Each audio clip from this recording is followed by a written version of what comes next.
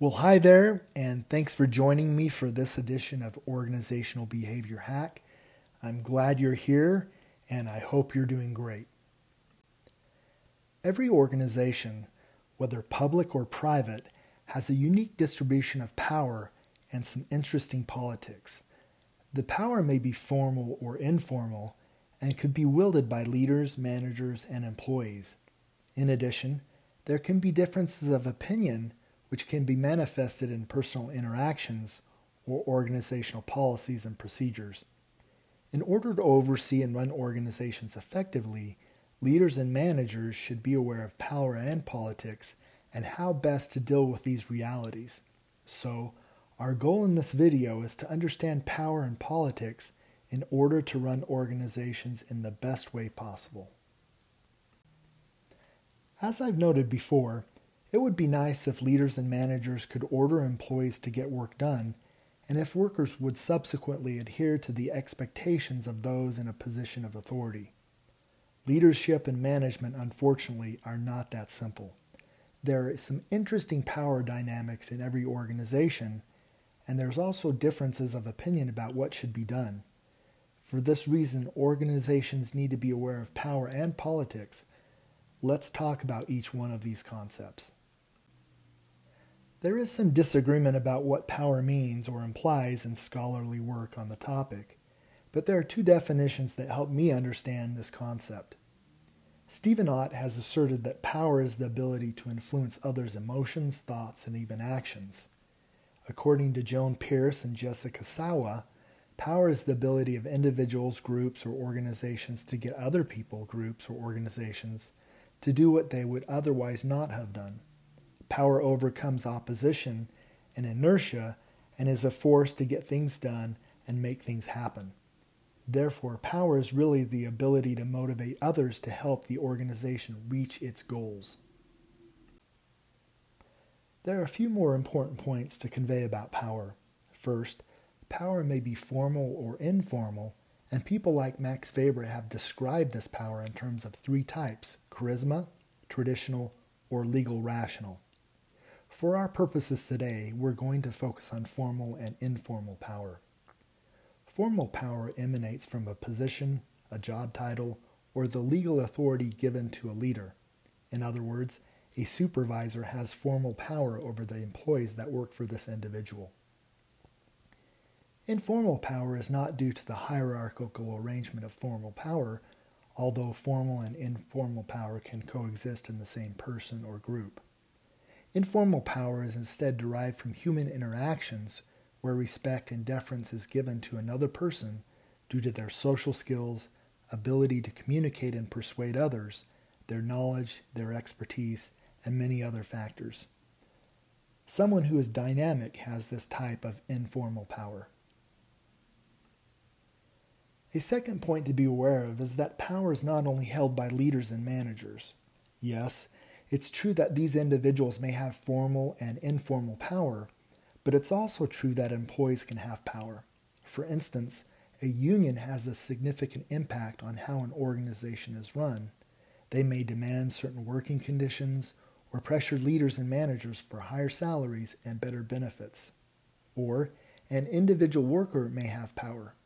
This person could sway the opinions of fellow workers and could question or push back against the vision or operations set forth by leaders and managers.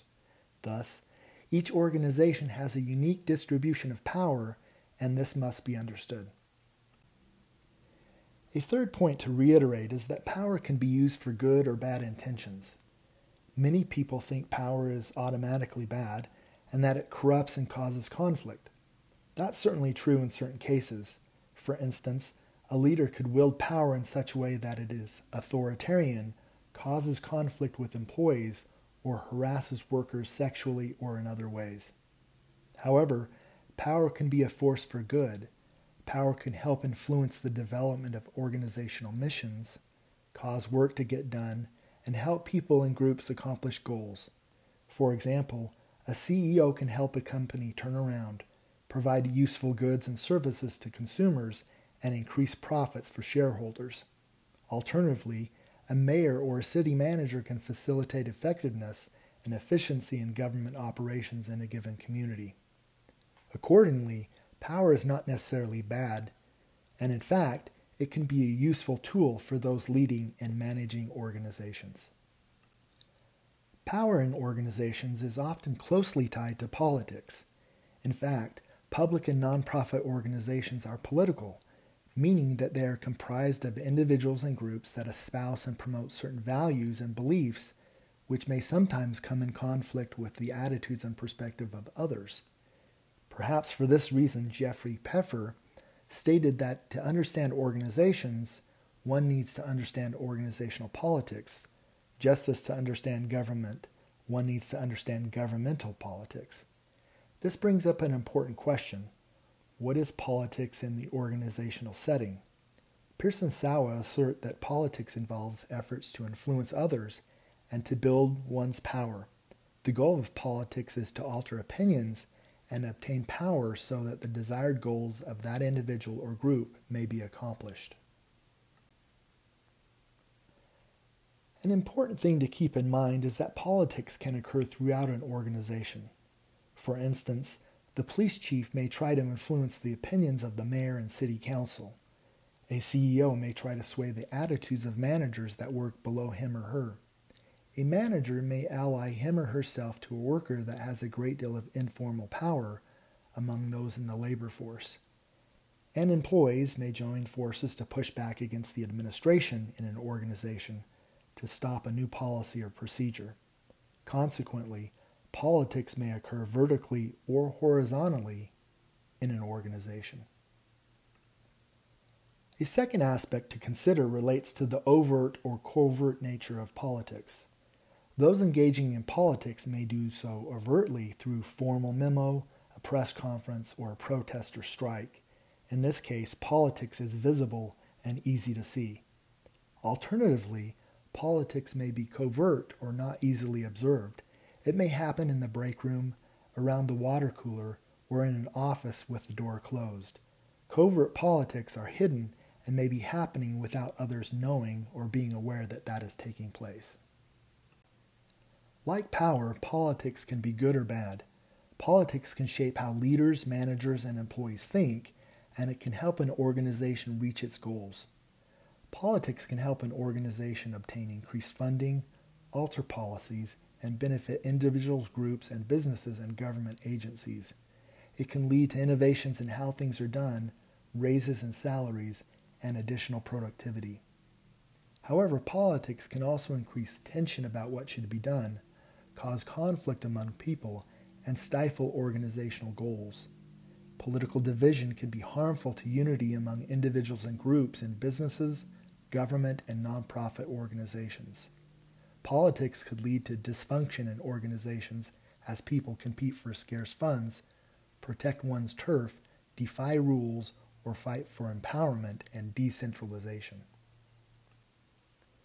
If it is true that power and politics are key features of organizations, leaders and managers may ask themselves what they can do to utilize these tools wisely for the benefit of their company, the government agency, or a nonprofit group.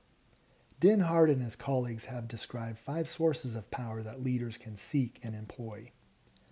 Legitimate power is obtained when people believe someone has the right to exert influence over them.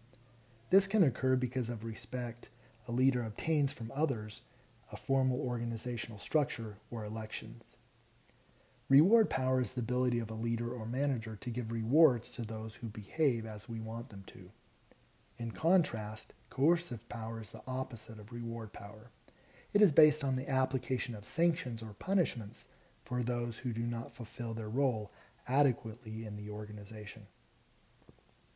Referent power is based on relationships with others. If a leader or manager can get others to like or admire him or her, this person will be seen in a favorable light and their mistakes will be forgiven.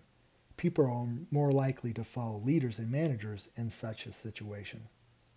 Finally, expert power is acquired when a leader or a manager gains credibility through their knowledge and expertise. People are more likely to listen and apply ideas when the leader or manager is considered as an expert. There are a few other things I want to reiterate or state that can help you increase your power and use politics to your advantage. One of the measures leaders and managers can take to increase power and use politics wisely is to be likable. Leaders and managers should be friendly and genuinely care about those they work with. Building social capital in this way in an organization can help you obtain and wield power. A second way to increase power is to become an expert. A person who has valuable knowledge about the mission and operations of an organization is in a better position to influence how that organization is run. In addition, a person with strong communication skills and who is able to persuade others with logic, facts, and emotion is likely to wield enormous power and influence the organization. Holding a formal position of authority is a third way to alter power and maneuver politically within an organization. You've probably heard the famous quote, "If you want something done, you must do it yourself." That's true, but it may require that you are the leader or manager of the organization first. Another approach is to solve the most pressing problems facing the organization. Known as strategic contingency theory, this concept suggests that fixing pressing structural or procedural problems will increase power, reduce political conflict, and help the organization operate effectively. A related recommendation is to be very strategic about how resources are distributed. Leaders and managers should be aware of needs and ensure, to the extent possible, that they are fulfilled within the organization and for the units and employees involved. A different option to increase power or influence politics is to develop written rules and guidelines. Standard procedures and operating guidelines can help others know what expectations are in any given scenario. A final suggestion is to create and utilize committees to advance your agenda. Allowing participation and harnessing others could help a leader or manager obtain buy-in and resolve complex organizational problems. To conclude, I want to summarize a few key points. First, power and politics are realities in any given organization. Power is defined as the ability to influence others, and politics is similar in the sense that it's defined as efforts to sway opinions, but it also seeks to obtain power. Leaders and managers can increase power and navigate politics to promote organizational goals. I really appreciate you joining me today. I hope you've learned a lot from this video. Please give a like if that was the case, and have a great day.